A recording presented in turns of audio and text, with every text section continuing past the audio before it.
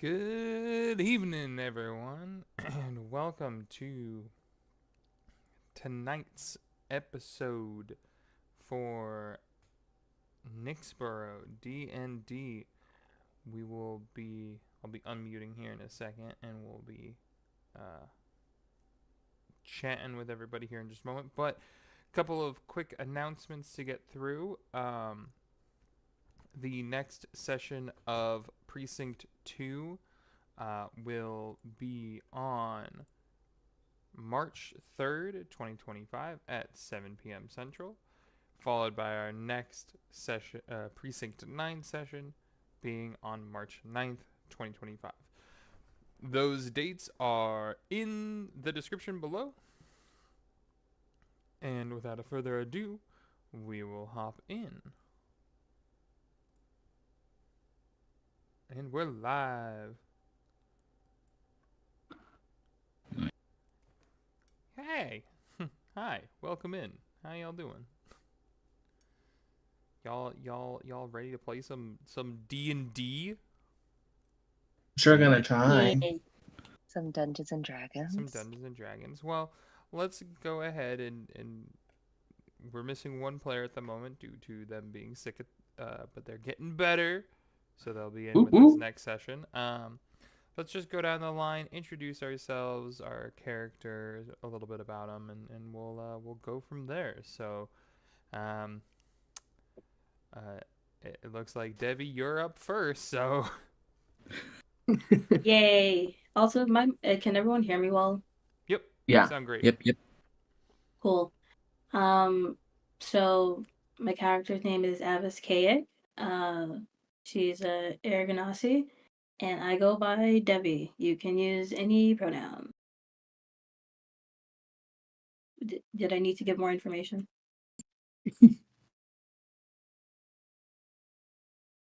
Okay.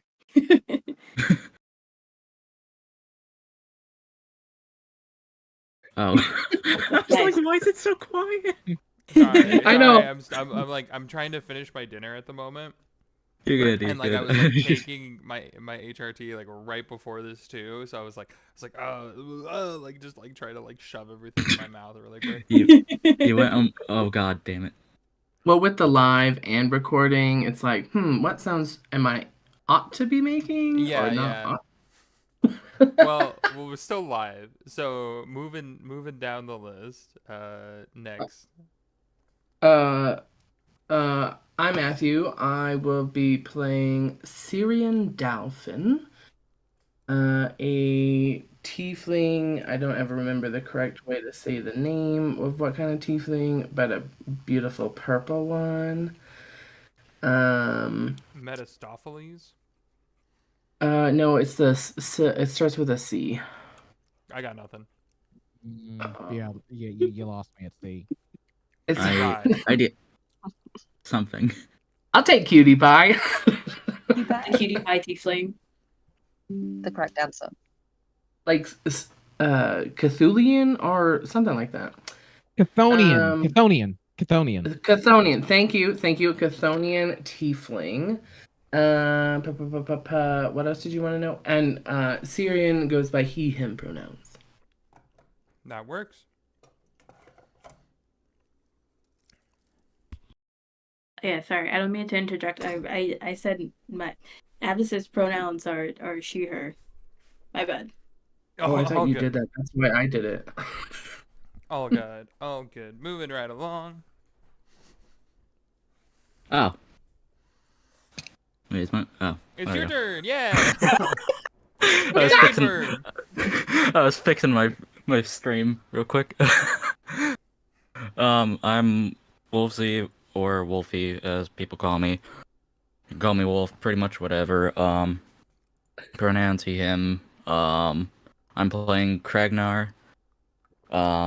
He's a half orc, and his pronouns are he, him as well. So that's about all I got so far. That's great. That works.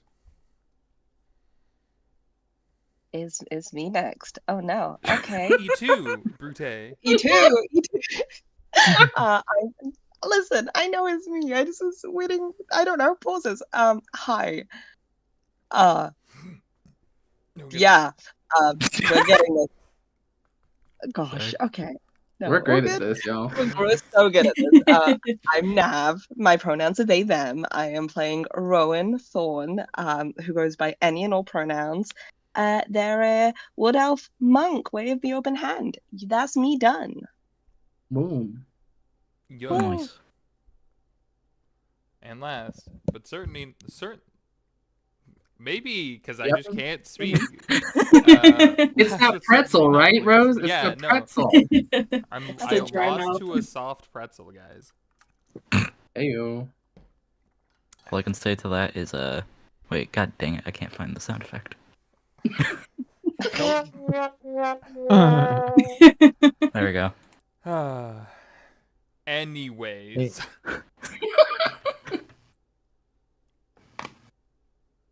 Yeah, so I'm playing Nigel Nelbrook. He looks like a purple tiefling. Keyword looks like a purple tiefling, but he has a crown of thorns growing out of his head and like what looks like antlers affixed to his forehead as well. And he just has like a whole bunch of tattoos on his face and pretty any bits of purple skin that you can see covered in tattoos. Wow. Nice. amazing. All right. Is there? I'll ask this because I didn't ask Precinct 2 this, but I'll ask you guys. Is there anybody who wants to go first?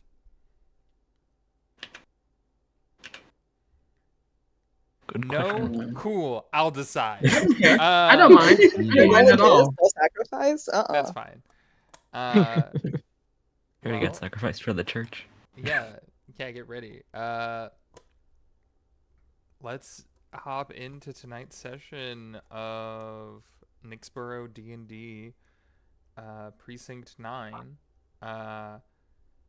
with a little bit of some world building.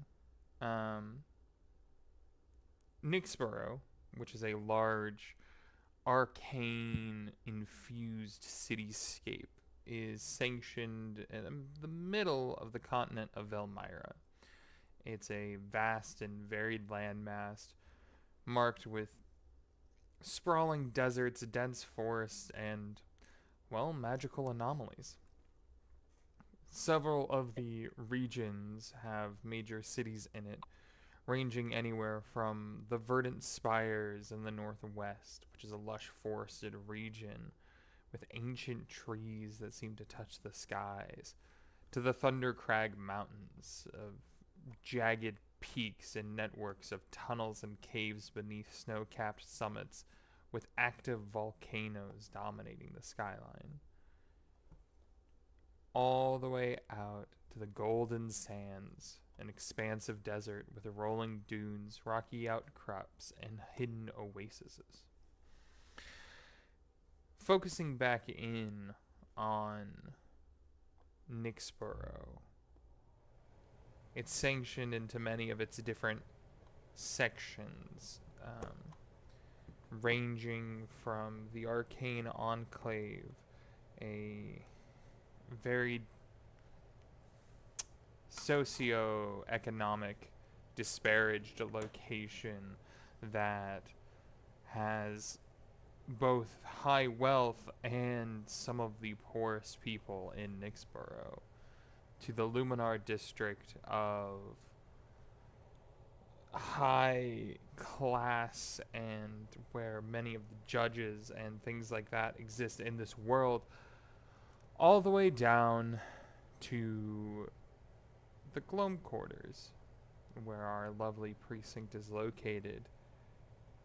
However, this story is going to start slightly outside of the city.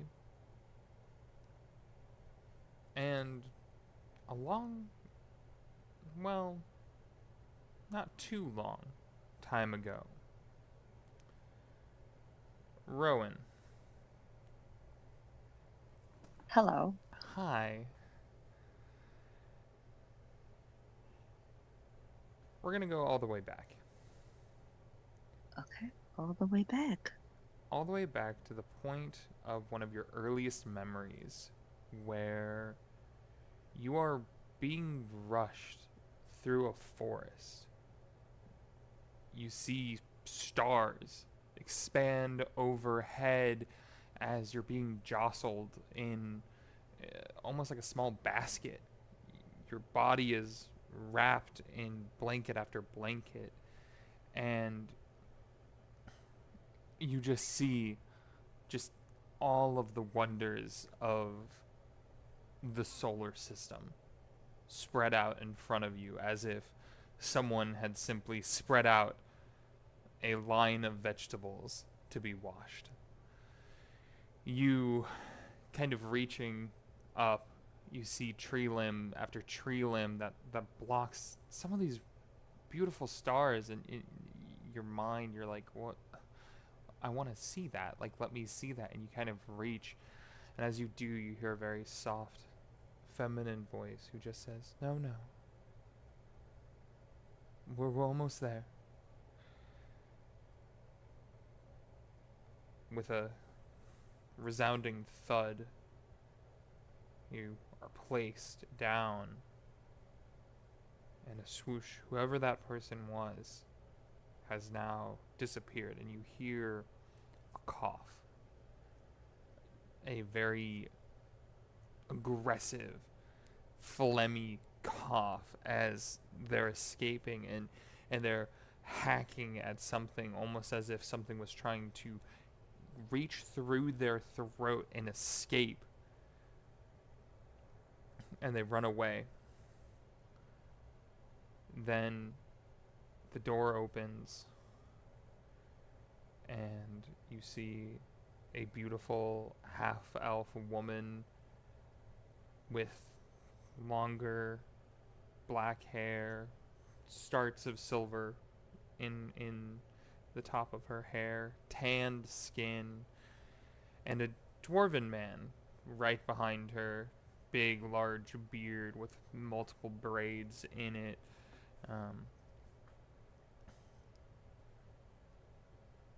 The woman looks down on you, and she says something, and you can't understand it, as you are but a baby. You're trying to understand what they're saying, but you feel warmth from this motherly character. You feel a bit of cold coming from the dwarf, despite the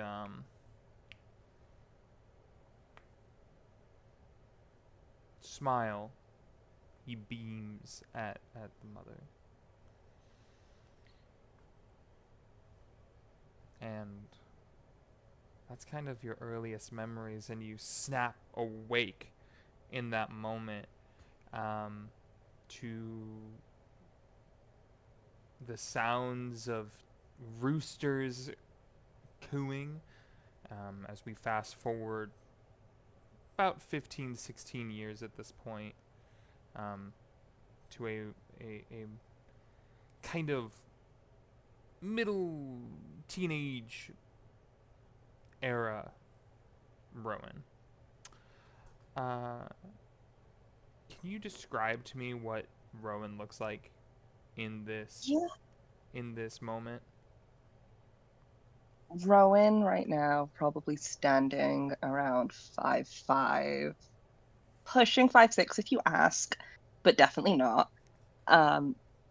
Hair unruly, short, it's cropped, sticking out in multiple directions as they've kind of just rolled out of bed. They have this kind of lean frame from working on the farm, and dotted across there is a full wood elf vibe, but a constellation of little jewelry and trinkets.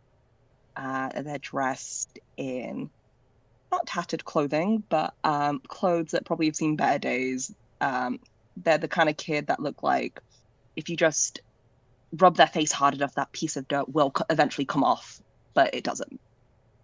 Yeah, that's what they look like at 15, 16-ish. You hear the banging of a broom under your feet as Rowan Sr. calls out to you, "Come on, we've got to get started or these chickens aren't going to be laying the eggs themselves, so come on." Oh, I'm up, Pops. I'm coming. Just give me, on my way.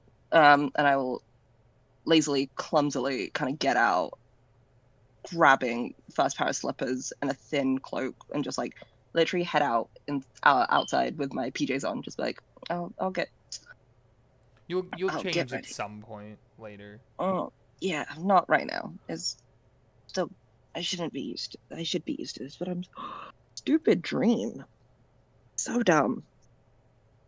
Rowan kind of looks at you and just, "All right. Normally your mom is the one who talks about feelings. What was your dream about?" It's like almost like daggers cutting his throat, trying to be caring in this moment. It was a weird. The first time I got here, actually. First time I landed on your guys' doorstep. Stars were pretty. That's it. I don't remember much apart from seeing you two. I mean, What is. Yeah. it was a cold night. We still don't know who left you. Who Eh. who who gave such an amazing kid? As much of a pain in the ass as you are, you're my pain in the ass. So, Thank you. No, I do try. Listen, Pops, you just gotta keep with it. Trust me, if you keep doing what you're doing, you'll be great. Listen, look, you're looking younger every day. Did I tell you that?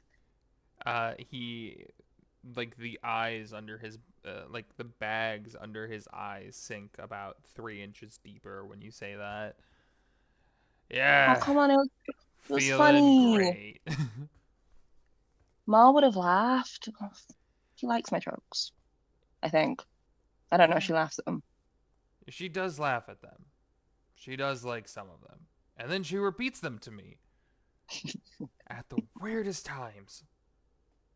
I don't want to know. Actually, nope. I don't want to know anymore. I'm gonna go back to chicken egg hunting. Bye.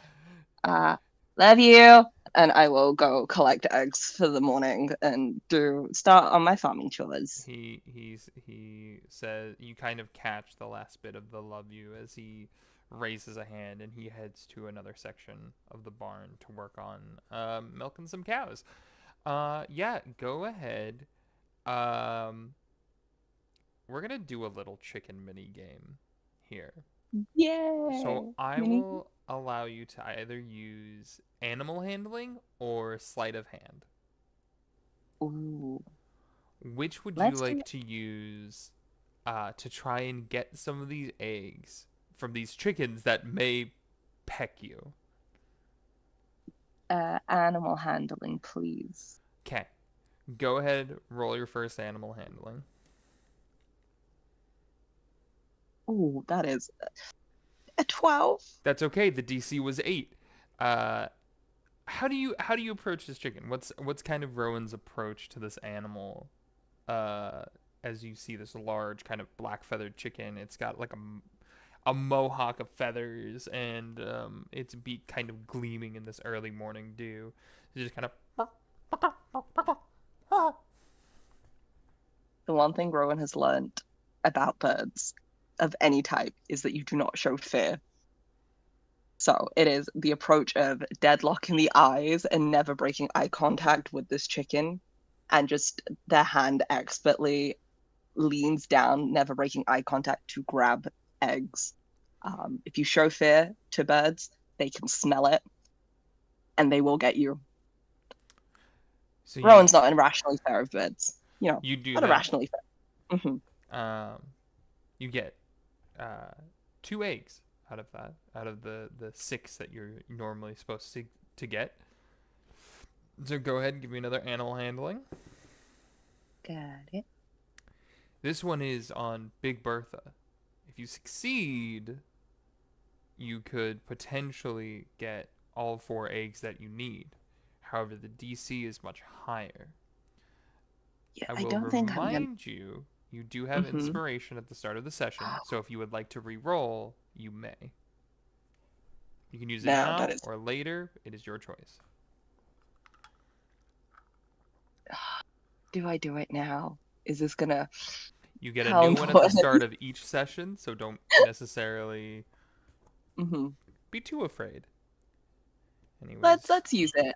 Let's use it me- now. I rolled a 9. I don't want a 9 from Big Bertha. I'm scared of birds. yeah. I'm not scared of birds. That's with inspiration re-rolled a nat 20 for a 27. Yeah, so for reference, you saved yourself from 6 points of pecking damage as the DC was 16, as you're able to quickly shove your hand, slide, grab all 4 eggs. Big Bertha weighs maybe 15 pounds, which is kind of insane for a chicken in general without GMOs even introduced into them. As this chicken is literally just massive and you've had her for years, kind of a thing. And you scoop and you're able to get all 4 of the eggs. So you have all of the eggs done for your chores for this morning. Nice. I look to Big Bertha. I say, thank you. Again, not breaking eye contact, and I back out slowly out the barn with my back facing not the chickens. Yeah. Yeah. Give me. Actually, we're gonna carry your 27 animal handling check. Not only were you able to secure those eggs, you showed a respect to Big Bertha that she did not expect you to do. And because of that, you almost see the equivalent of like a chicken bowing to you as you leave. Nice. No one is gonna believe me about this. No but one nice. will ever believe you, and Bertha knows that. It's fine, Bertha. You're gonna make me look like I'm crazy. It's fine. It's fine. What's crazy anyway? It's subjective. I know what you said to me. You hear like a chicken laughing, almost. Goddamn, Bertha. I will head to go put away the eggs in the kitchen and go probably get ready for the day, grab breakfast, and, go about any of the nonsense I need to do. Yeah. As you enter into the kitchen, you see your mother. Her silver hair has extended farther as Mira is in there. She's got, you see, like, in the kitchen walls are lined with different vegetables and plants, and half of them are poisons in all honesty, and half of them are medicines, and half of them are medicines that could be used as poison, and vice versa.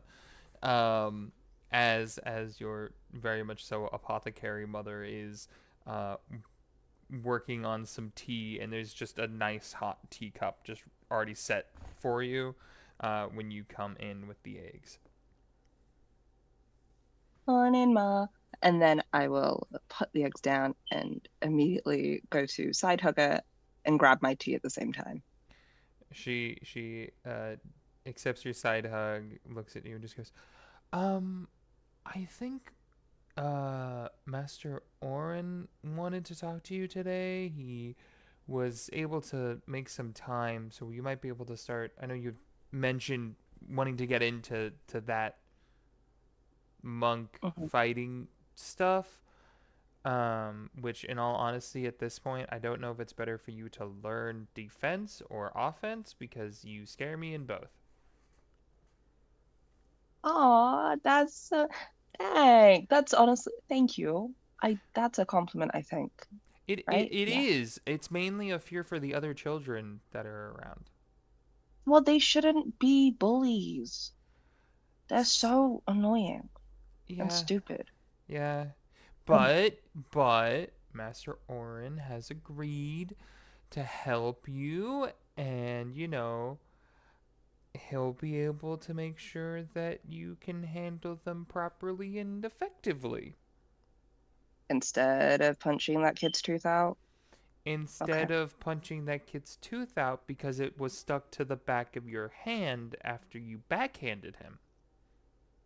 He was saying some mean things about you and Pops, and I didn't like it, and I forgot to breathe and walk away, and I'm letting. Yeah, no, you're right. I'll go do that. Master Oren's kind of grumpy though. He kind of doesn't. I think he likes me, but I don't think he really likes me. Yeah, But see, it was hey, come here, come here. And she kind of pulls you back in for another hug. And she kind of, after a second, kind of like lets you go, still kind of holding on to either side of your shoulders. It was either Master Oren or we were sending you into Nyxborough. And let's be real, I don't think Nyxborough is ready for you yet. Yeah, no, I don't think it is. I think honestly, it can't handle all this sauce. Yeah, I can't I'm handle very- all of your panache. Oh, that's no one says panache anymore. What do you mean no one Riz. says panache? No one says panache. I didn't want to tell you. No one says panache. It's Riz now. It's It's your generation is insane. Go get dressed. Go get dressed. I'll have breakfast ready. Head on out. Thank you. Love you. Love you. Bye. And she kind of shoos you out of the kitchen at this point for you to go get dressed, and that's kind of your morning routine. As you head on into your life going forward. Gonna kind of pull away from that very warm morning as we shift into nighttime, like a blanket being pulled over the stars, as we kind of come down and view in on a large ship, masts raised in this moment, while actually the masts would be down as they're sitting at dock, as we pull in on a interesting looking air genasi. Let me double check I got that right. Yes, I did. Let's walk it go. As we pull in on Avis. Avis, describe what your character looks like in this moment. This is the night. This is the night from your backstory, is what I will say. I would say she looks relatively the same. Her color palette for clothing is a bit more earth toned. Still kind of going for a bit of a swashbuckler vibe. Her hair is longer, more ragged and wild. Because she most likely has not bathed for a while. But she really enjoys that aspect of herself. She likes smelling like the sea, like salt water, and occasionally the leftover fish that they have. I don't know parts of ships, so that they have wherever they cook food at on the ship. Yeah. We'll just call it the kitchen for ease of description. Yeah, you can kind of, I think at this point at night, it's later, the boat is swaying ever so slightly, as Talek comes up to you, and he's got 2 pints in his hand, sets one down for you, sets one down for him. You guys are at kind of a table. There's other crewmates kind of bustling around. This is the end of the day, and everybody's just getting drunk, basically. And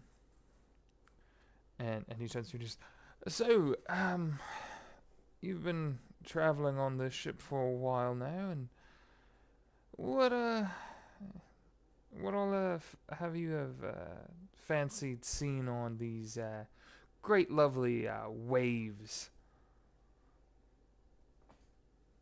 Well, it's we've been out at sea for quite a while now. We haven't really docked anywhere in a few days. But from where we came from, where we're going, I I'm just looking forward to the new adventures at sea. I think have you been to any up by the Thunder Crags? Any over there? Have you ever been there? I would have to say I sadly have not been able to make my way up to the Thundercrag Mountains myself, but I mean, Evanwater Docks always found a home in my heart. It's great out there. The wind, the water flashing all over your face. It's a real good time. It brings me much peace. Not many riches, but all the people there have been great, welcoming, even though the environment's really harsh there. I mean, personally, I'm not a big fan of the cold, so I don't know if I could necessarily stomach all that wind and snow and ice. Yeah, just thinking about it brings a shiver to my And spine. you just gotta dress proper, get you some nice boots. You'll be all dandy. Ah, gotta get myself a pair of nice boots, you say? Boot scoot and boogie. And kind of like in that moment of like him realizing what he said, he grabs the pint and just slams it really quickly and sets it down and just, I'm gonna go get another, cause what the hell was that? Oh yeah. Could you grab me a chaser? I don't really do liquor too well. I like my beverages pretty sweet. Yeah, I'll grab you a chaser, milady. And he kind of bows in that moment and stands, and you can tell that he is super off balance at this point, um, as he stumbles more or less, kind of towards the direction of the kitchen, kind of not at the same time. Like, left for kitchen, right to quarters, stumbled and went right on accident, kind of a thing. Oof. I he might be a little too drunk to know where he's going. I should maybe maybe help him. Eh, yeah, he went in the quarters. God damn it. Yeah, you. So I guess I'll go up follow him to try to redirect him, calling out to him, asking if he's okay. Yeah, you call out to him. You don't get any response back from the quarters. You hear a loud thud coming from the direction of your room, not his room. Oh boy, he's way off course. Okay. So I'll go and check in my room and to see what I can find. Yeah. Uh, you walk into your room. Uh, he's not there. Oh, give me a perception check. alrighty.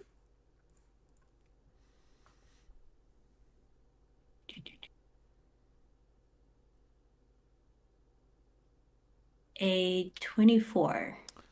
Yeah, with a 24, you notice that you had like a chest from home that had some of your, you know, clothes and other things like that in it. Uh, in that moment, you notice the chest looks like it was almost hastily shoved back under your bedspread instead of how it normally is. Like you're pretty careful with it. You put it back a specific way. You notice it's like cockeye a little bit, like someone had just shoved it under there. That's not how you left it. I I don't remember going through this today. Um, Talik, are you out there? Are you in the halls? Uh, yeah. Give me a dexterity saving throw. as the ship rocks.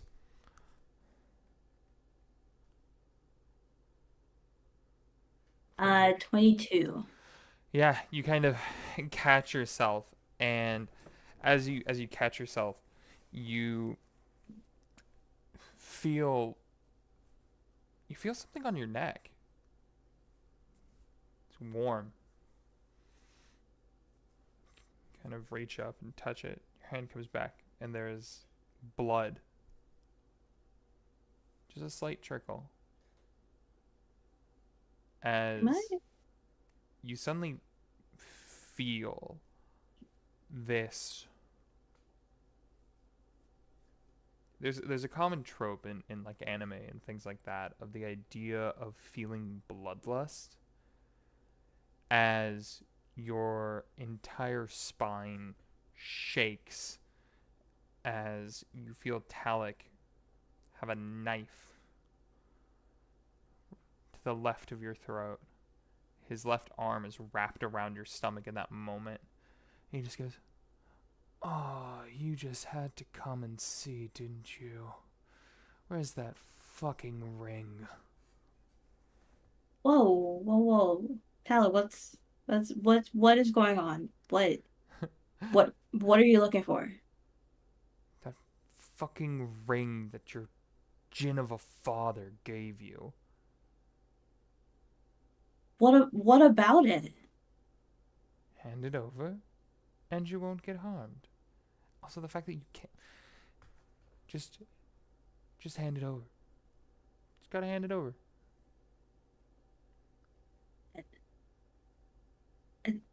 We're out at sea. Where are you gonna go? Someone's gonna catch you. Oh, you're so naive, little Avis. I have my ways. Don't worry about me in this moment. Maybe worry about yourself. And you kind of feel the blade, the shing, as it gets closer. That ring. What are you gonna do with it? You keep asking the wrong question. Just hand it over, and everything will be fine. And as he says fine, the ship rocks again, and he kind of stumbles away from you. And you have a moment, if you want to. You're not in his grasp in this moment.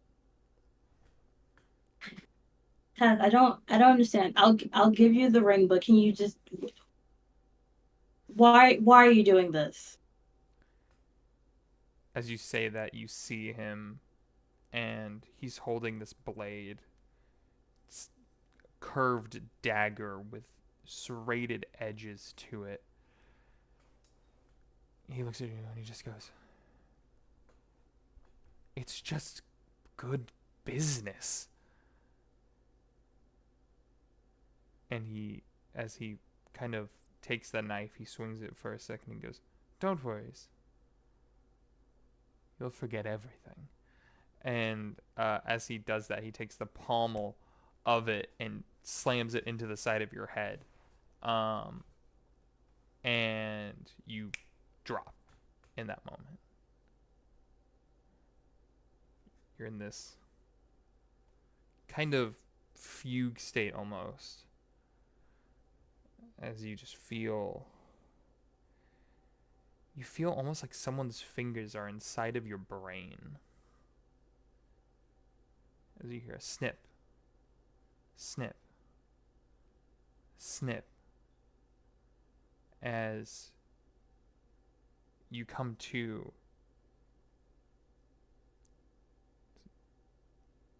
What was his name? Who hit you? Like you see the first mate kind of come to you at this point, much later in the night, and just who hurt you? Who did this? We'll get them. We'll arrest them right away. What happened? We found you I- unconscious with your throat cut. Are you okay? Yeah, I, I who was here? Who did you a crew check? Are they still here? Uh, Is anyone missing? we haven't done a crew check yet, but we could. I mean, that's easy enough. He kind of calls to one of the other crewmates. You just start checking the cabins. Make sure everybody's there. The doctor is on their way. They're gonna check you out. Make sure you're all less banged up. Avis, No, are you okay? I'm okay. I his voice his voice is just ringing in my head, but I don't I can't remember his name. Can't remember his name? No. But okay. Are you missing anything? Did he take something from you? I'll like feel myself and I'll check the corner. My bow is still there, but then Your I'll realize that the ring is. Yep. Yeah. Yeah. Your bow is still there. Can you describe the bow for us? Just for the first time we're seeing it, what does that kind of look like? Leaning against Oh the yeah. wall of the ship. Um, its name is Zoba, and it is very rude. It is kind of a mix of like dryad wood, um, and it it had more of it has a lot of like gin essence in it, but because of the wood has kind of like gnawed its way into what the original form was. So there's like traces of like silver and tin coloring that you can see here and there, but for the most part, it's like really gnawed at wood, and it's very splintered right now. It has kind of cracked down the center, um, and things that look like teeth are in that middle there. Yeah. So you kind of look over, you see your craggled and almost hellish bow standing against it. That kind of feeling of like, probably should feed that here soon. Yeah, Um, whispering all kinds of awful things to me right now. yeah. Just, you haven't given me a single morsel in days. I will feast upon you if I need to. You kind of, I think there's a level of both you personifying the bow and also the bow kind of having that intention still. Yeah. And then you feel your hand in that ring that you wore, that your father had given you, is gone. Um, My my ring. My ring is missing. It's my dad's ring, but it's very powerful in the wrong hands. Has has anyone seen it around? uh, we can certainly ask, and kind of in that moment of him saying that, you see, uh, uh, them come back, and they mention, oh, the only person missing was Talik. Talik was the only one who wasn't there. That name, as they say it, it's like your ears shut off. Like the word Talik, you can't even hear it. You don't even hear the name that they speak in that moment, and you're kind of standing there. Who Who? We we who, progress. who did you say? We progress a few years in that moment as we uh, approach uh, the Nyxborough proper, as Avis has finally made their way into town. We're going to move from this point on over to the Arcane Enclave, where a certain purple tiefling has just entered into the room. This would be younger days, probably around your 20s, Siren, Okay. as you know that your uncle will be back shortly, as they had some business arrangement that they were working on. Mm. Okay. How does Siren look in this moment? What is he working on? Syrian is working on some runes, I think, right now. To go on some like jewelry and stuff like that. We're trying to enhance some of these kinds of things right now. He's looking. He's got his sleeves rolled up, a nice little blousey tunic with just some straight narrow black pants with, of course, a nice penny loafer, and just like trying to focus, but also knowing it's almost time.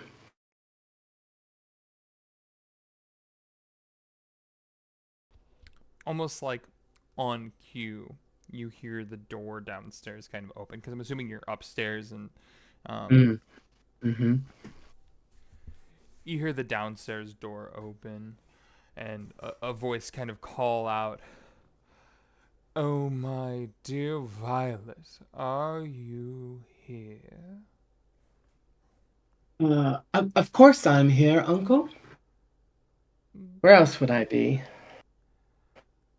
Well, I just had to make sure. And he walks in. You see this purple tiefling, big horns, goat horns that kind of curl around with gold tipped caps. He kind of, as he smiles, you see the bottom two canines have actually been replaced with golden teeth. As he flashes you a smile. You see these sets of arcane tattoos that trail up each arm to a rolled up set of sleeves to a light blue kind of shirt that's buttoned maybe one or two lower than what might be socially acceptable. Bloody. Kind of wearing a nice suit from there, and he just, so everything went well today. I, I do believe so. We're making great advances, of course, and I'm learning more and more from my, fellow engineers and weavers. That's good. That is most excellent. So, We've nearly perfected attaching runes to objects and infusing them. perfect, perfect, perfect. Oh, the investment I've made into you and your education is truly paying off. So, Yes. your parents, as he kind of Yeah. says that flash, that moment of recollection back to that bell of you walking in the door of the shop, and seeing your parents dead in that moment, kind of flashes in front of your eyes. we're still trying to figure out what all has happened with them, but we're Mm. starting to learn some new things, and we should be able to find out something soon, of course. Syrian always gets a little nervous when we start talking about parent stuff. And so he's already like displaying, like rubbing his hands and looking down and kind of shuffling. And then finally he says, what, well, still no leads yet? Well, with how much crime there is in Nyxborough, it's less of a lack of leads and more there are too many. Needle in a haystack, right? More like a needle in a needle stack. Yeah. Everywhere we look, something pricks us. Is any way I can help? For now, continue with your studies. Okay. And make sure to keep a close eye on it. Of course. As always. I will be having some guests over for dinner. This crew is very important to me, so make sure to make yourself scarce tonight. Oh. What would you have me do?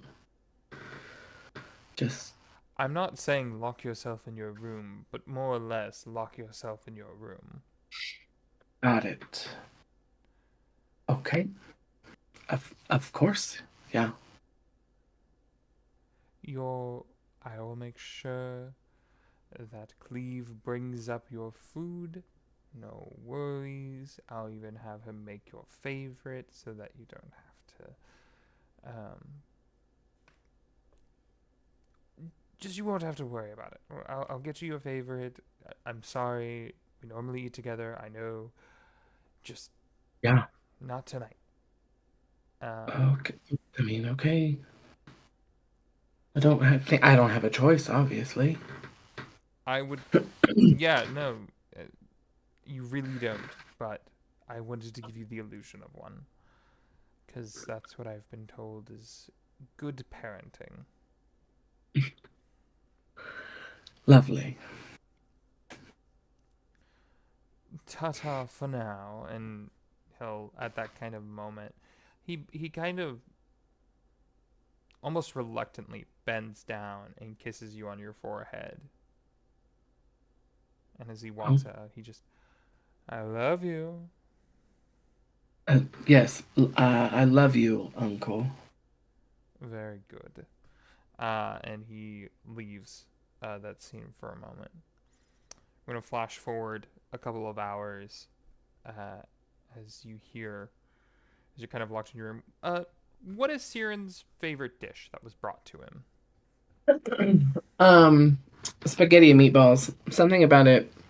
Um, Maybe it's the red sauce. Maybe it's the beautiful like change in textures or something. But it just makes his brain happy.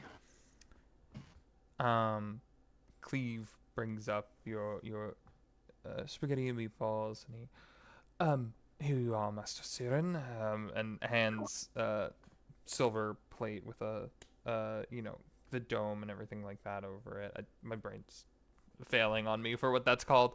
I don't know what it's called either. Cloche. Oh, fancy. It's got a silver cloche on it. And he lifts it. You see the steam kind of rise.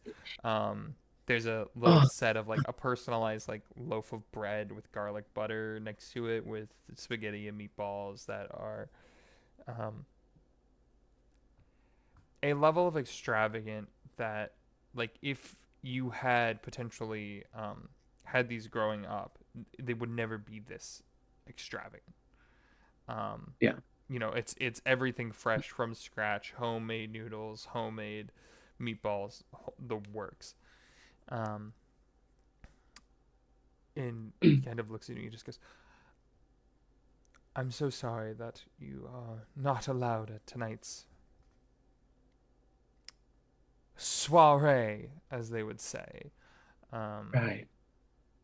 Cleve is he's actually just a human. He's just a guy. Oh, Kind of just a older. guy. Just a guy. Older gentleman, bald on the top, with just hair around the side of his hair, kind of black hair, mustache. Very Alfred, kind of Oh a yeah, vibe, but he's got a little young more. Alfred. Yeah, but he's got a little more pudge going on. Mm. Um, he eats well. Uh, Uh, Cleve, yes. do you know who Uncle is hosting this evening? I don't It know. was They're a fancy group, if that. I know that much at least. okay. And do you know what they look like? Lots of gold and purple, it seems. All right. Okay. They've obviously arrived, right? And are enjoying themselves. Like Distract. as you say that, you like hear um some boisterous laughter come from uh the dining room downstairs area. Mm, never mind. Well, I appreciate you showing me kindness tonight, Cleve. Of course, my master. I would always try and strive for anything I can give and to help you. Okay, Now, do enjoy and just I set shall. your. I will be by in the morning to gather your dishes, so do not worry about setting them out tonight.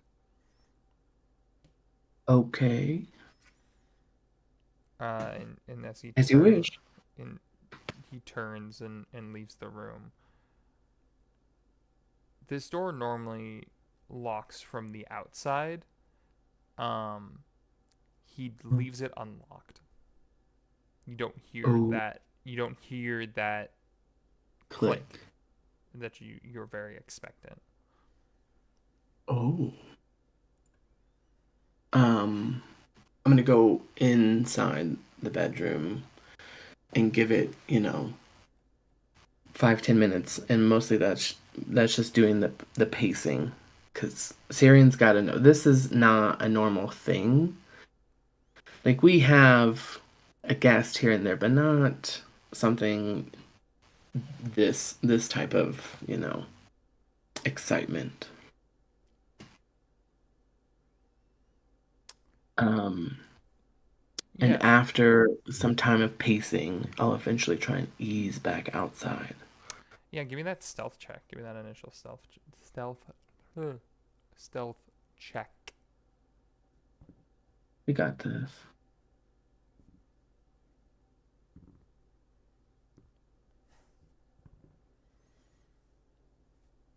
Yeah. Even with a 12. 12, it's a little low, but you manage to creep out with the door being unlocked. It's a lot easier for you to creep out, and you kind of can look.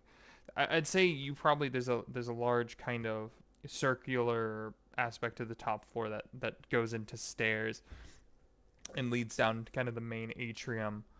Um, and you can kind of that laughter kind of grows even more. You hear um, a kind of female voice just oh, look at what you have accomplished already. Oh, you're doing wonders for us. I know, I know. And the boy doesn't even realize any of it. Um, go ahead and give me a perception check. Or well, I guess my question is what do you do from there? Well, hearing them talk about the boy doesn't know, what's happening, Syrian is gonna try and hone in on that individual talking for sure and try and creep a little bit closer to get a good spot. Yeah, give me another stealth check to try to stay hidden now that you're out of the room at least.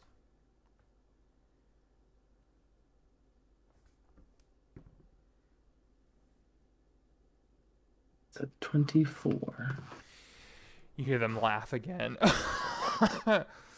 What a foolish boy. I mean, it was genius. We, you know, able to just create such a well-established apprentice, and you molded him perfectly. You kind of hear your uncle's voice again. I am very good at what I do.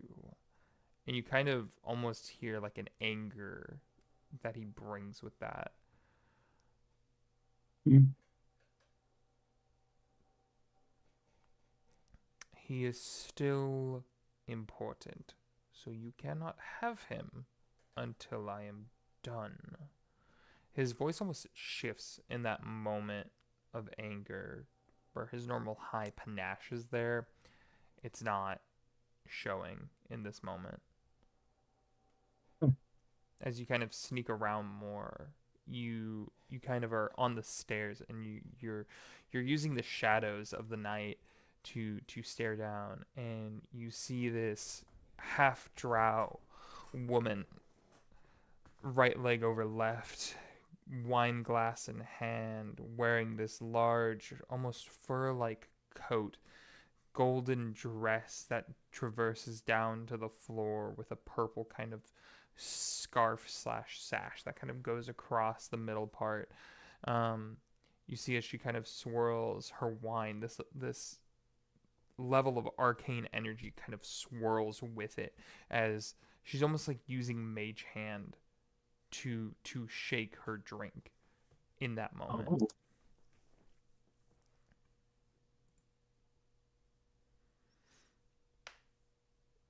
And so, dear uncle,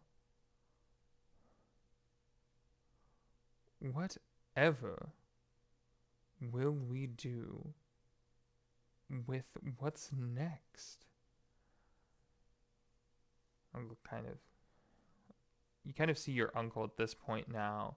He's changed his shirt from that light blue earlier to this deep maroon color, wearing black slacks now, and he's got a lot of gold chains and rings on. And he just,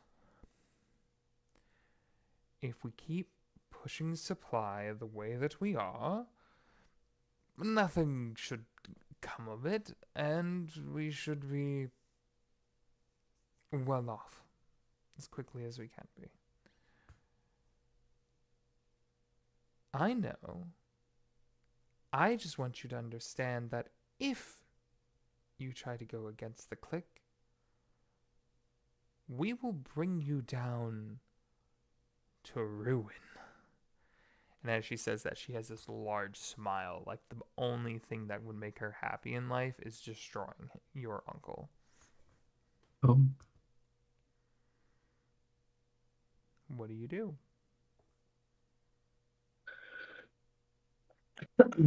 At this point, Syrian's too invested and has to continue creeping closer. I want to try and get a better look at Uncle since he's wearing some different clothes. And he was dressed good when I saw him earlier in the day. Something's got to be different. And also get a better look at the lady's face. Give me another stealth check, and then I'll ask for a perception after that. Oof. That was technically a 1. Do you want to play that, or do you want to? Let's play it. Let's play it. Yeah. Give me the perception nonetheless. Okay. 21. 21. Perfect. As in this moment, you you're trying to kind of slide down the side of the stairs, and as you do, you feel something as your left shoulder hits Cleve, who was at the Oh, bottom of the stairs. oh, And he turns around and audibly just, "Oh, young master," not realizing what he had just done. no. Everybody in the living room area turns and looks at you, and there's this moment of like flash across the face as like the left horn on your uncle was gone, but as he turns and looks, you kind of like almost like it was like reshaped, and like it's weird because like the memory of it is that that's always been there. It's never like, but it was like it regrew in a moment, but it was so quick that it's hard to tell. And the half drow woman just, "Oh, and look, it's our golden goose."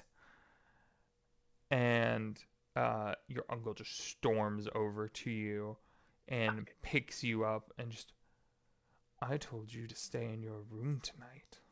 I know. I'm so sorry. No, I kept hearing voices. I'm sorry. It was keeping me awake. And he is breathing heavily. You can smell the bourbon as he breathes Oh, into you, and he just, his eyes kind of dart, and he kind of looks back behind himself to see the half drow woman, and she just sitting in the chair still. She just goes, "Well, he broke your rules. Are you going to punish him?" You can see he's like fighting with himself for a moment. Takes a moment. He just, "Fine." Lifts his leg and lands directly on your kneecap as your leg is now 45 degrees in the wrong direction. Mm. As he breaks your leg basically with one just stomp. And he holds you again, and he just, "Stop being a disappointment. Cleve, take him to his room." And he hands you over, and you feel just all of it coming down your leg in that moment, and the pain and all of it is there. And Cleve picks you up under his shoulder, and he just, "Come on, master. I'm sorry. I'm sorry. I'll keep him to his room." No, I'm sorry, Cleve. It's not your fault. We just, you just gotta listen. It's fine. And he takes you back to your room where he tends to your very broken leg. However, as he does not have healing magic, it does not heal properly forward. We fast forward. Events unravel and occur that we'll save for another time as we move into the present. We flash back once more. This time up to a glade as we see a taller orc figure clad in simple acolyte garb in this moment as Kragnar, you are standing guard.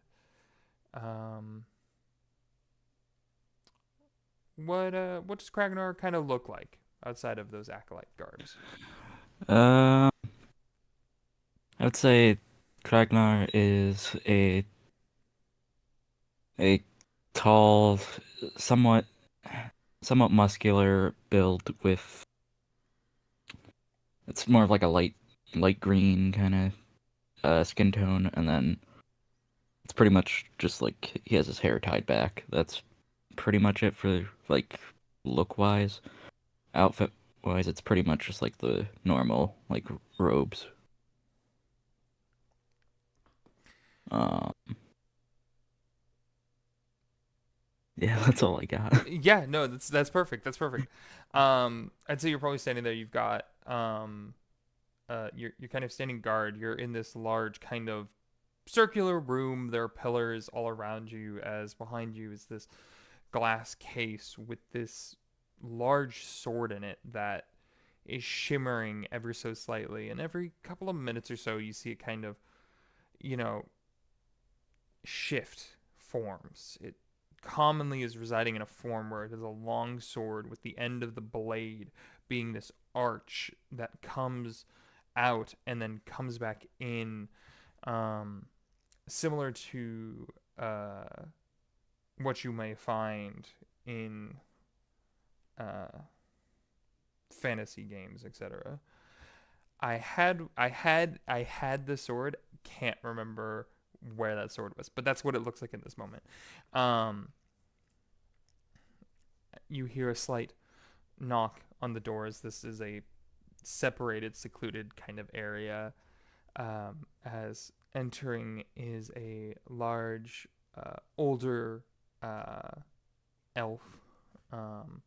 As the Grand Priest Adlin walks in and he, Kragnar, how goes your duties today? Not too bad.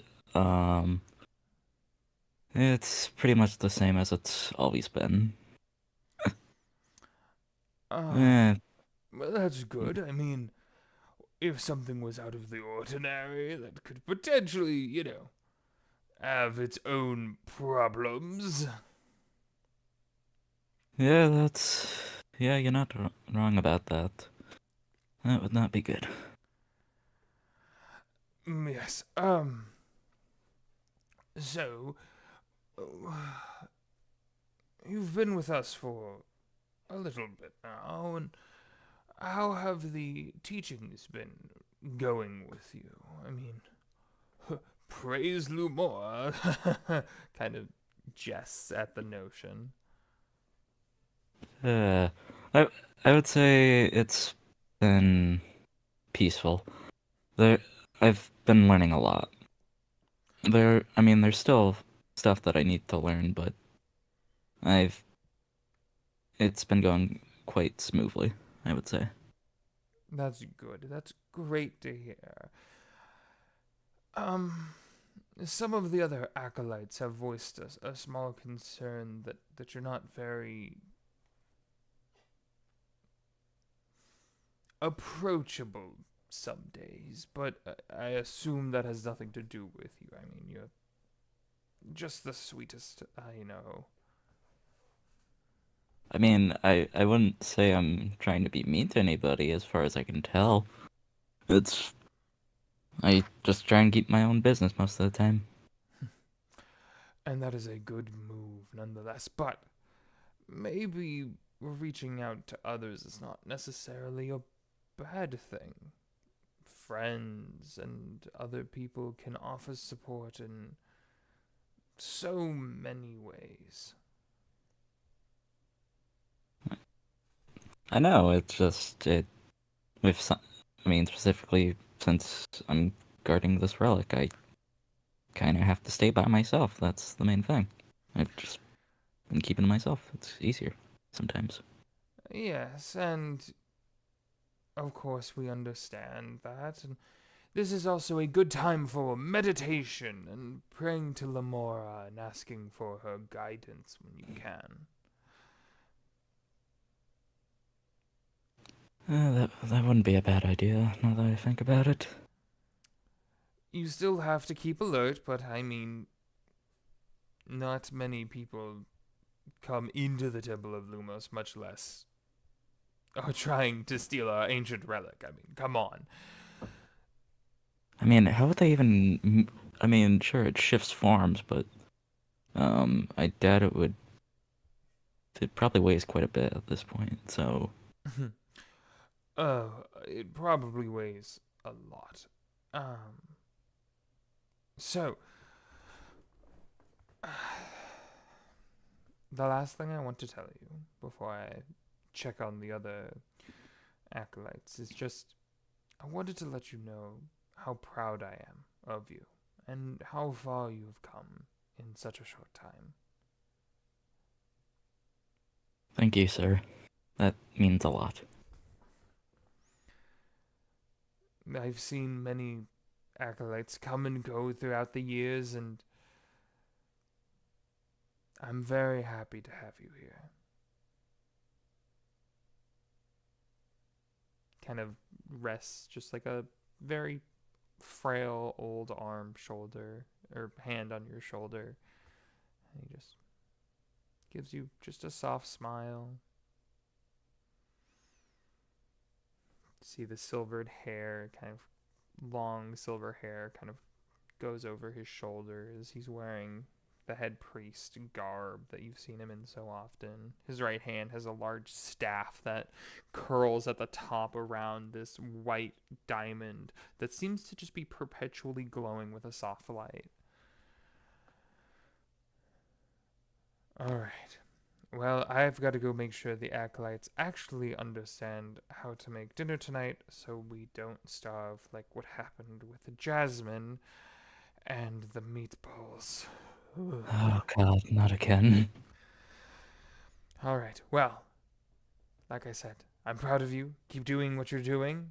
Maybe spend a little time in reflection, and I'll see you tomorrow when your shift is up. All And right. he goes and leaves. We're going to fast forward a couple hours to nighttime. What has been on Kragnar's mind during this? I would say advice specifically about like reaching out to other people, trying to like be a bit more open. I feel like that would be like one of the main things that he would be uh thinking about during his time meditating, while also keeping an eye on his surroundings.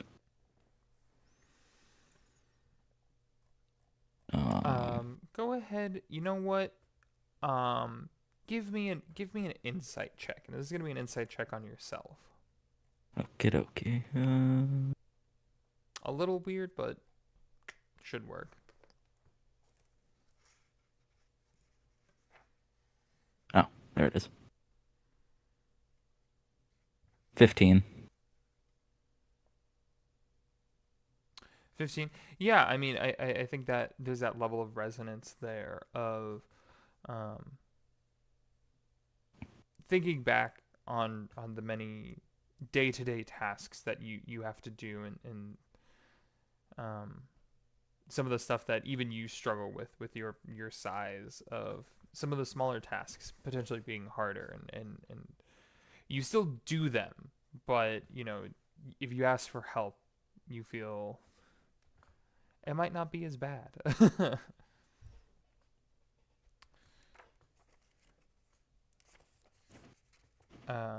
Go ahead and give me a perception check.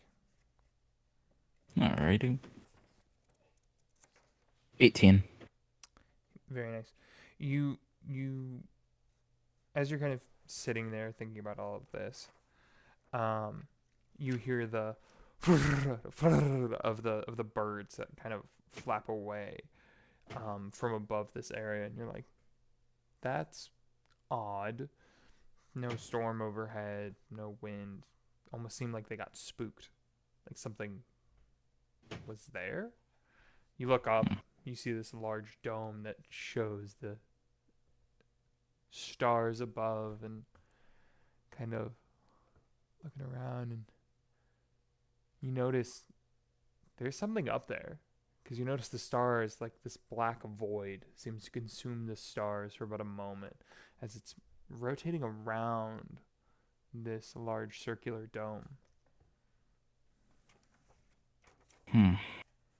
The heck? What? What the hell is that up there? I feel like I would try and like move to like try and get like a better view of it because like I mean sure you got the glass but like maybe like move back a little bit just to Yeah, you go ahead. You move back a little bit, kind of trying to get a better view. This room is dark at the moment. Yeah. But I think you have dark vision, so I think you're Yeah. or except dark vision. Yeah, one of the things of like, do we light a torch in here? It's like, nah, they got dark vision. They're fine. I'll be fine. Right.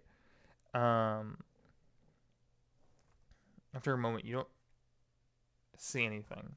That black void disappeared, and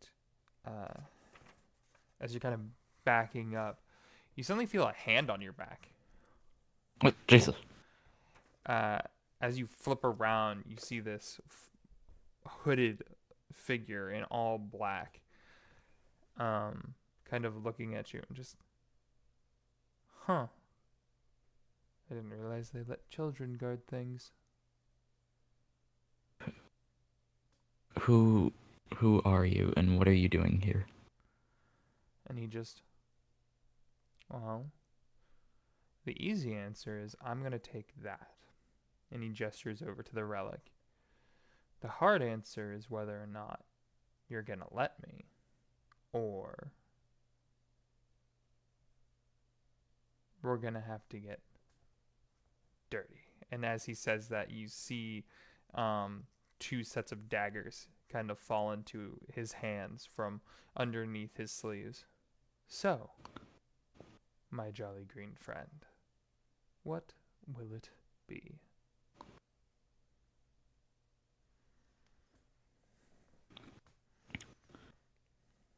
You're not going to take the relic.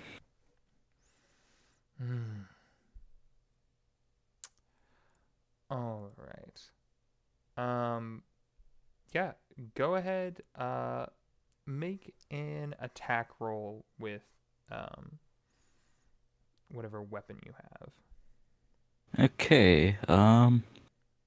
Okay, so I'm gonna do my attack with the great axe.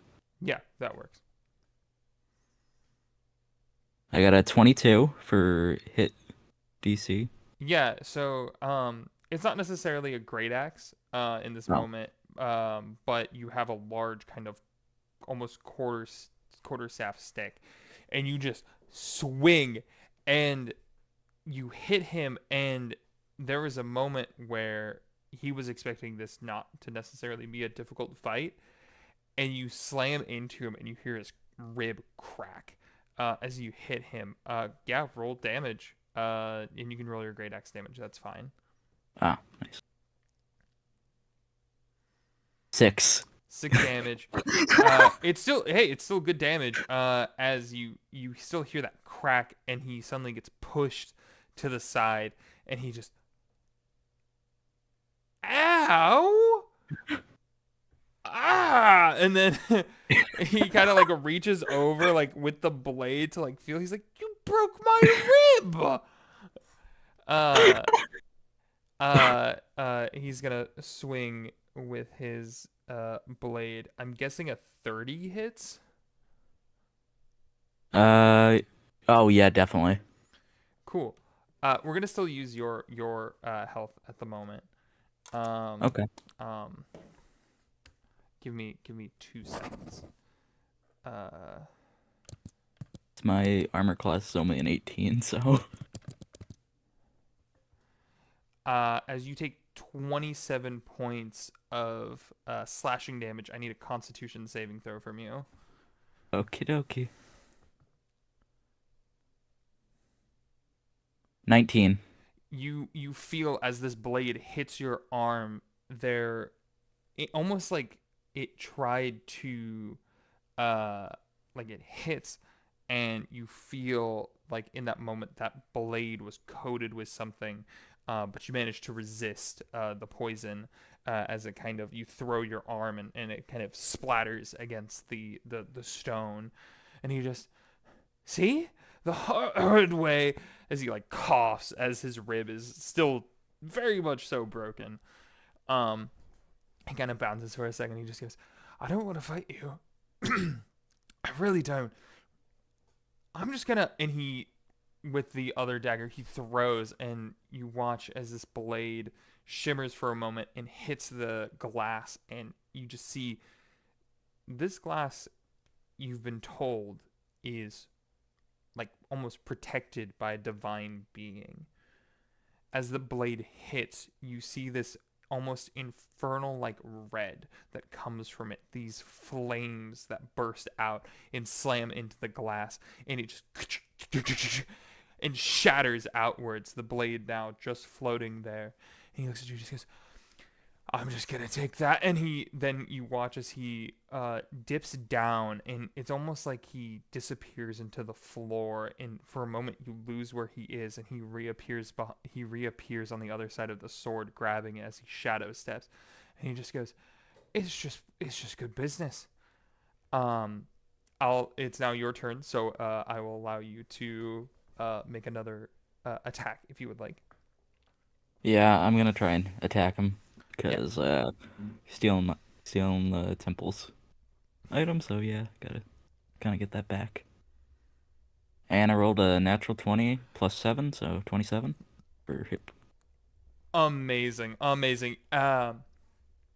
ahead and roll damage. Okie dokie. 23. I think it's more actually. Double check, because I think as an orc you get an extra die on that. Double check Yeah, that I it's got. not. Yeah, I did. So it was 2 d12s Yep, and then go ahead and and a add plus another 4. one. Oh, I did do 3. Did it do 3? Did it do 3d12? Yeah, it was 2 2 d12s and a plus 4 as well. Yeah, Because go I ahead. had. Roll Oh. another d12. Oh, okay. Give me a second. Where the heck are you? Oh, d12. Plus 8. Plus 8. So that's 32 total damage.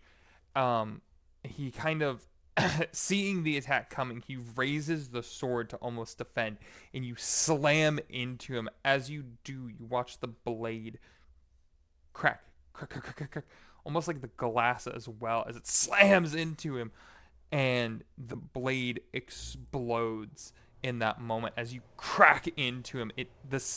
Literally your stick that you had breaks in half on him, and he just shit, and he kind of falls over. The blade now broken into 5 pieces. He drops the handle as you see, like, the bones in his hand are basically obliterated from you hitting it that hard. He opens his bag and grabs the pieces of the blade that are left and throws them in, ties it shut, and you watch as he then like reaches up, and as he does, he misty steps up top as he's holding his side and arm bloody. He just fucking orcs, and he starts hobbling away into the night with a single black raven feather that drifts behind as he is running away now at this point. As that happens, the door behind you opens with a torch lit, staff in hand, as the archpriest shows back up, and he just, Kragnar, are you? Where is the relic? There, somebody broke in. The relic broke. Are you okay? And as he says that, he sees the large laceration on your arm. He just goes, that does not look good. Okay, come. It is okay. And he kind of grabs you for a second. It's okay. We'll get it back. But the relic. I know. We can't get it back if you're injured. And as he kind of says that, those words kind of coming out, you heal for 50 as he casts heal on you.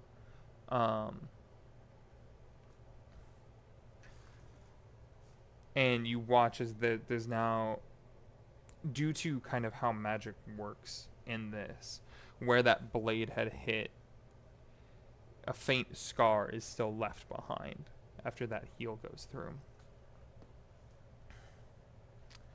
That moment setting forth things in motion for you and your character. You're given the hilt of that blade with the chunk of blade that is still left in it. The Archbishop telling you to go and find the rest of it. And he goes, all right, just go out, find them all. And you kind of are left, and you enter into Nyxborough as well. And we kind of pull away from that night. We're moving over to our last one. This one, we kind of come in on this academy of sorts. You hear slashing, slamming into different dummies and things like that. As we come in on Nigel at the Bloodhunter School.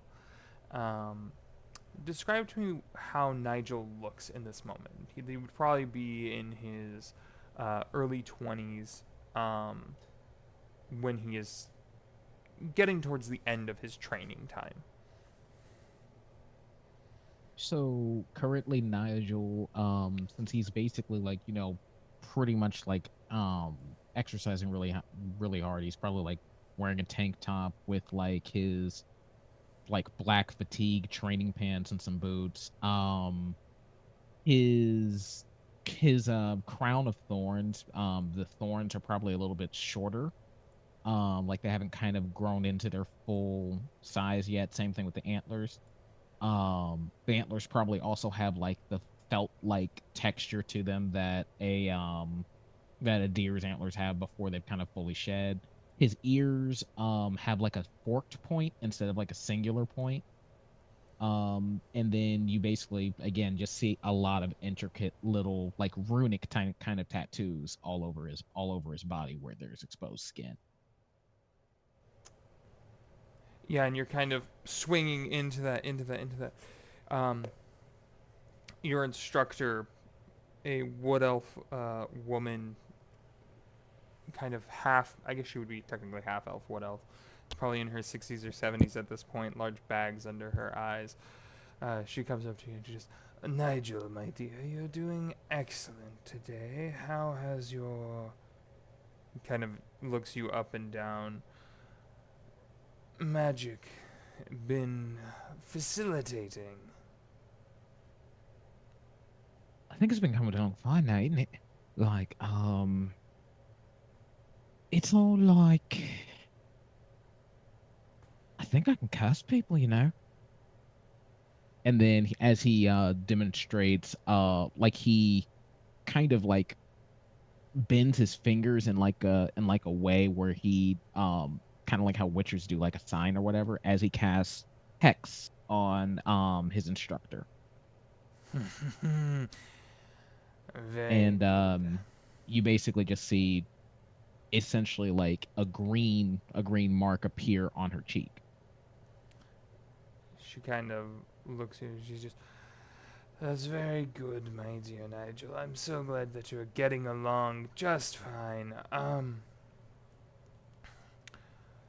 How have your mothers been? I haven't been by to see them recently. I think that's for the best, isn't it? I'm assuming they're probably giving out treats to all the little boys and girls, been all good and not whatnot. That makes sense for them. I mean, as long as they're staying out of trouble, we won't have to go after them, right? So we're doing great. You kind of see her like sigh as the time on that hex finally kind of like fades, because I think it's only for a minute, right? I think so. Yeah. that minute kind of finishes and it fades, and you kind of see her kind of like release a little anxiety from that. And she just, well, next will probably be the blood rites, which dangerous can be quite potent with their form. Looks over and you see this large kind of colossal figure. I'm entirely blanking on what that race is called. Gray skin, markings, Goliath? black markings. Goliath. Thank you so much. As you see this large Goliath male, black fingertips kind of a thing. You watch as he takes and cuts his hand along. You see he's got this almost katana in length sword. As he cuts his hand, and as he does, the blood ignites across the blade, and he kind of takes it and swings and hits this dummy that then gets just engulfed in flames for a moment. The instructor just gives like a huh, like thumbs up situation, just like, you're doing great. Oh my god.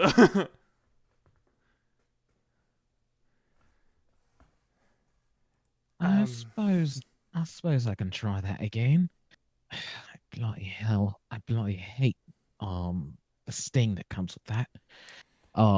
As he kind of takes out well, I guess yeah, he's training with a sword. So yeah, he mimes it, but he doesn't want to cut his whole palm because he still just does not like the feeling of that pain. So he cuts his thumb, and probably thinks whatever type of profane rite he was probably trying to think.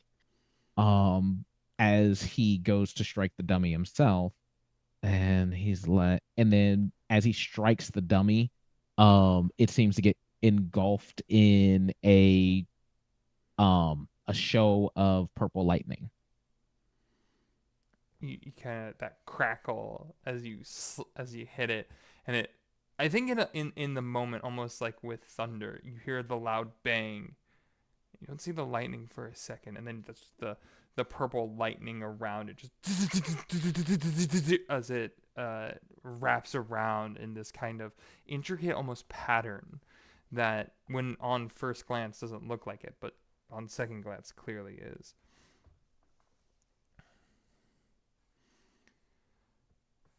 That is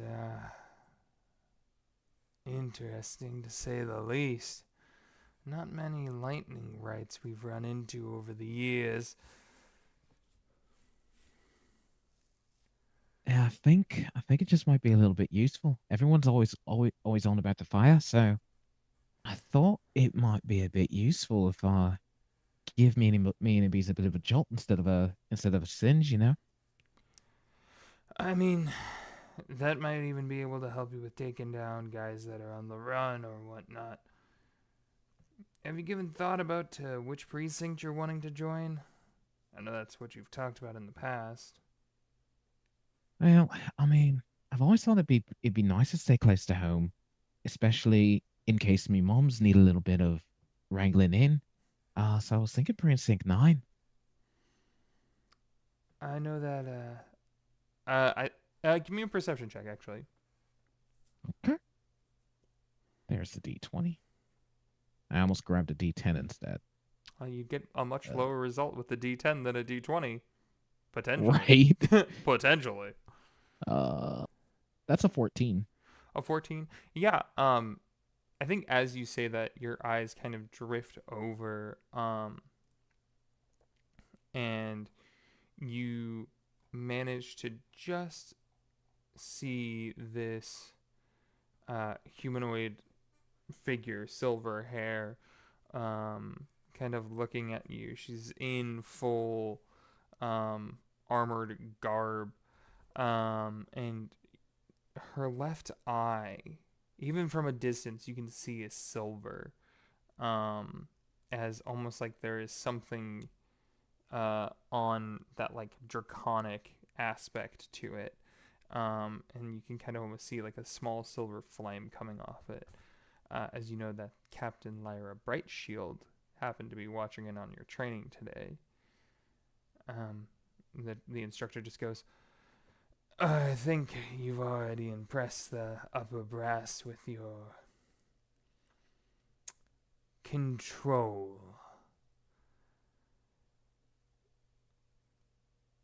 That sounds like aces and spades.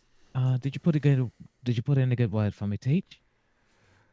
I put in the best word for you.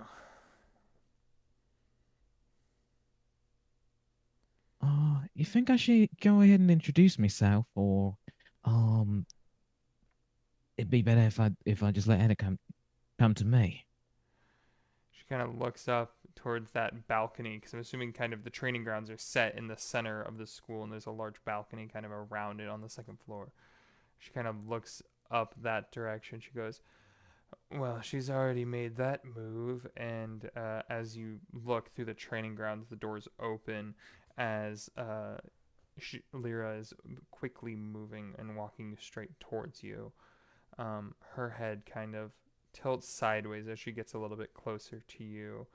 And as she moves in, she just, hello, Mr. Nigel. How are you doing today? I'm right as rain. I'm right as rain, Mum. Just trying to make the best first impression I can. Well, you've already made a great first impression with that lightning move of yours. I mean, in all honesty, having something like that, we might be able to teach some of the other officers ways to handle situations without necessarily getting lethal with it. Yeah, I'll be happy. I'll be happy to teach.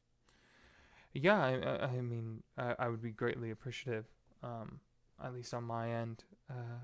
We've been getting some weird situations recently, and I'll brief you more down at the station, but um, you'll have to.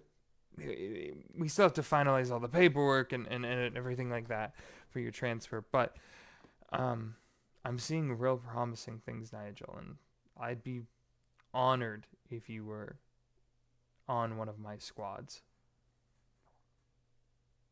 Of course. So, just what kind of paper? Where do I sign? That's the answer I'm looking for. And she kind of turns and we're gonna kind of flash forward a little bit in time.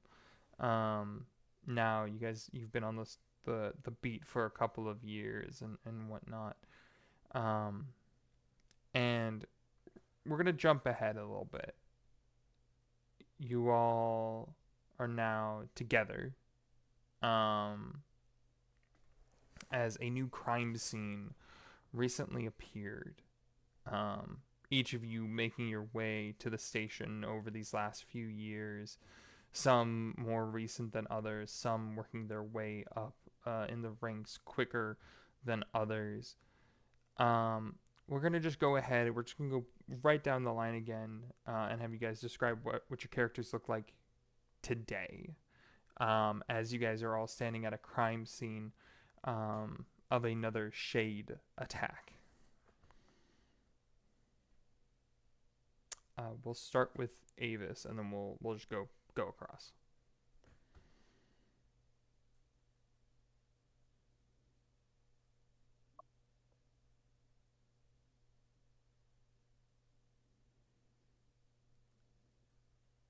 Oh, you got here. Oh, can you guys hear me? I can hear you now. Okay, I'm sorry. Nope, you're good. So, what do we got? What do we got going on here, guys? And can you describe what Avis looks like in this moment in the modern? Shorter hair, like short little bob going on. I'm assuming she has the scar on her neck. It's very faint, I'd say. It's very faint. Okay. It's hard to see, but yeah. She's toned down her very obvious pirate appearance, but she does have a hat that's kind of been adorned with some of the trinkets that she's gathered along the way, um, mostly to show like her expansive travels. Um, and she carries her bow and a nice little quiver on her back wherever she goes. Yeah. I think the bow this time has been fed recently, so it is no Yes. longer in the state that it was in before. Um, kind of as you say, what do we got going on? Siren, you walk onto the scene, following quickly behind Avis. Um, what does Siren look like? So Syrian is in a scarlet waistcoat with a black button up, with a jacket, on that's also scarlet, with some nice wingtip boots, and then nice slacks. And his hair is perfectly coiffed, put together, emerald green eyes, um, and is always leaning on a black walking cane that has some engraved runes that shift in colors and shift up and down the shaft of the cane. Excellent, excellent. As you kind of walk onto the scene as well, I think maybe 10 steps behind, um, Kragnar and Rowan are making their way up. We'll say you guys have coffees in your hand or something like that along that idea of it. This is an early morning for everyone. You guys were kind of called into the fields a little bit sooner than potentially expected. Um, Kragnar, what do we see?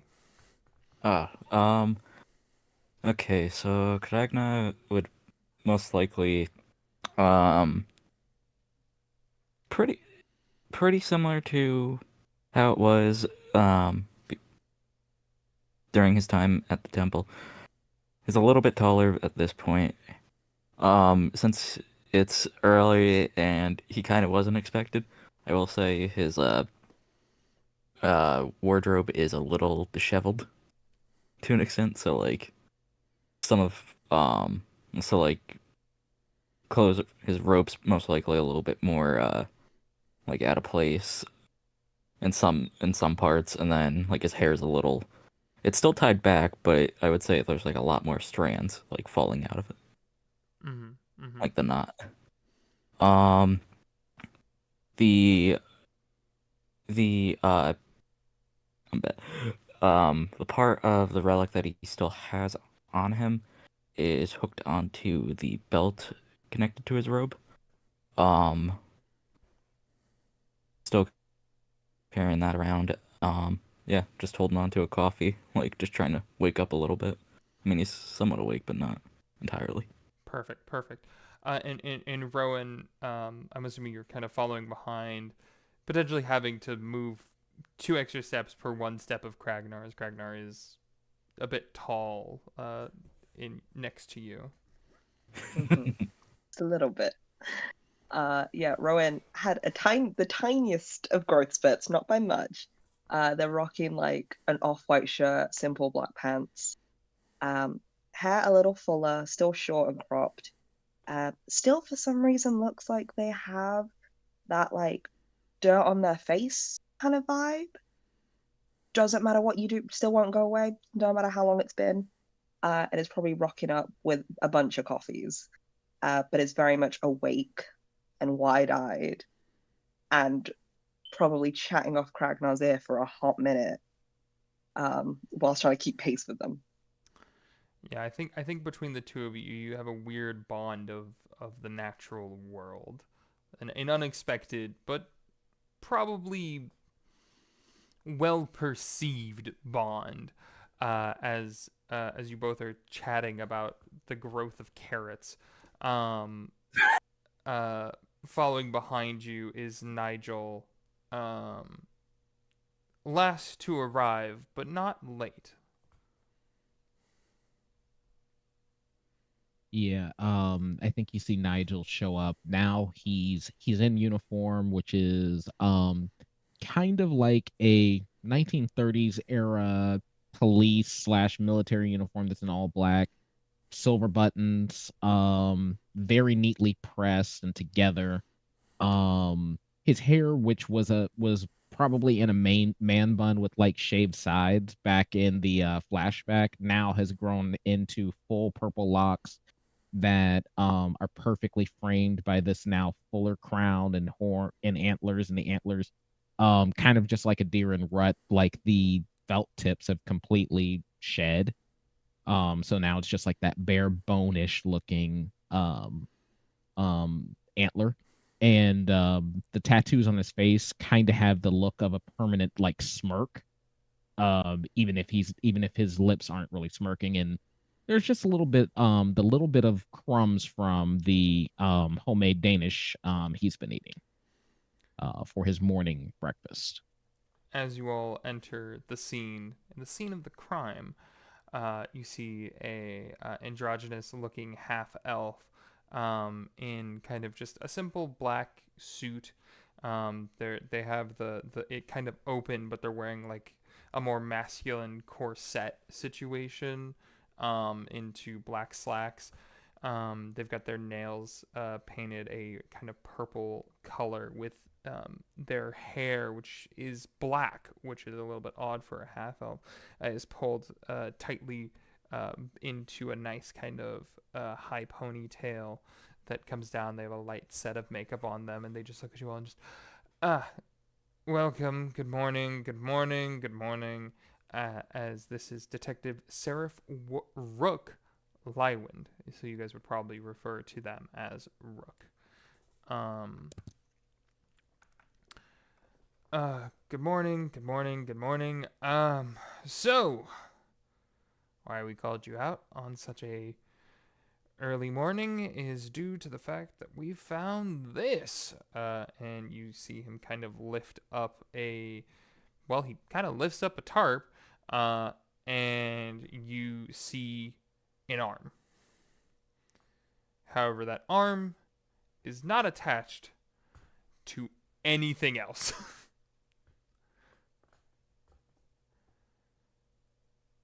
Yeah, the shade in the area have been acting real weird, because this is the third random part we found.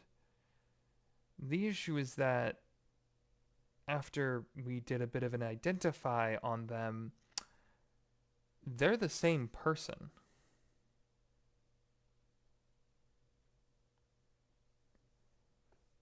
All of the parts have belonged to the same person so far? Correct. We've got Area. a left leg, a torso, and now a right arm. And the last one was found 2 days ago, and the one before that was 3 days ago. So 5 days from in the past. So it seems like they might be picking up speed on their disposal of who this may be. They're dumping it quickly. Yeah, it sounds like they may have been burned. The other weird thing, and I'm not sure, and he kind of pokes, and you notice the arm, the veins on the arm. There was a weird blue kind of color on it. If anybody would like to give me an Arcana check, now would be the time. All right. Love So to. 11. Yeah, why not? 1 second here. Arcana. That is a what are the conditions for the advantage? Spells, magic items, and the planes of existence. So I don't think I'd get an advantage on that. That's I'm a gonna give you advantage. 17. I'm going to give you advantage. 17 or 17. 17. Awesome. 19. Kragnard, that's an arm. Tiny arm. Both Siren and Nigel. as he kind of as they kind of reach down and press the arm a little bit, you notice a flicker of something almost glittery like as it kind of and as they kind of press, it's like the nerves in the arm were still active for a moment. If that's the case, this has been displaced for 5 days, and just the veins inside of the arm just wiggled. And it was not because it was reacting normally. There's definite magic at work that caused that.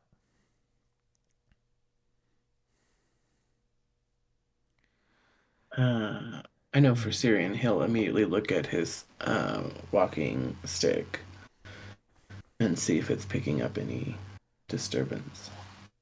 How close are you getting? At least enough to get, to almost like try to poke it, but not just hovering above.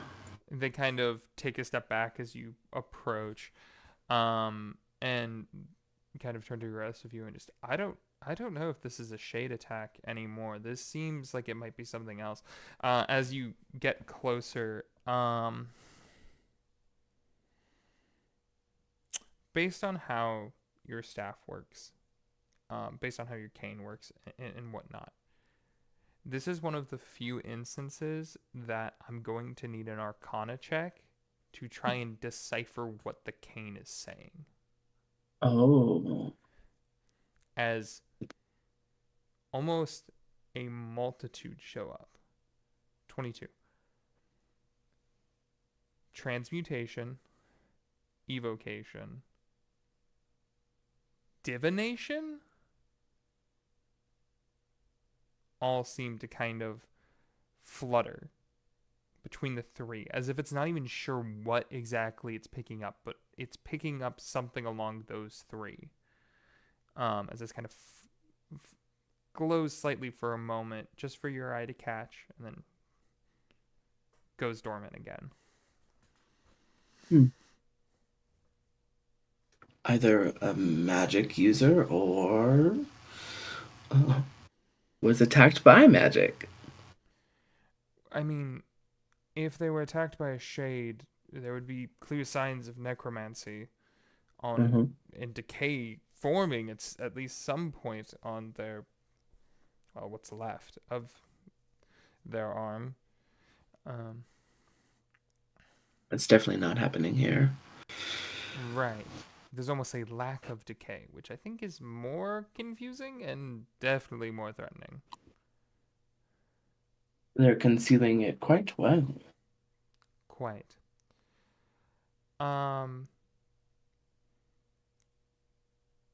Avis. I will allow either a perception or survival check from you, because I'm assuming Avis is probably glancing around, kind of taking in the scene a bit.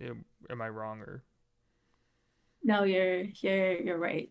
She has some questions. Yeah. Muttering through her head. You said survival or which one? Perception. I'll allow either.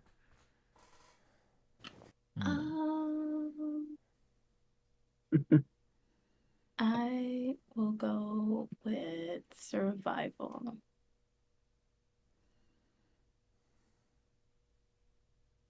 18.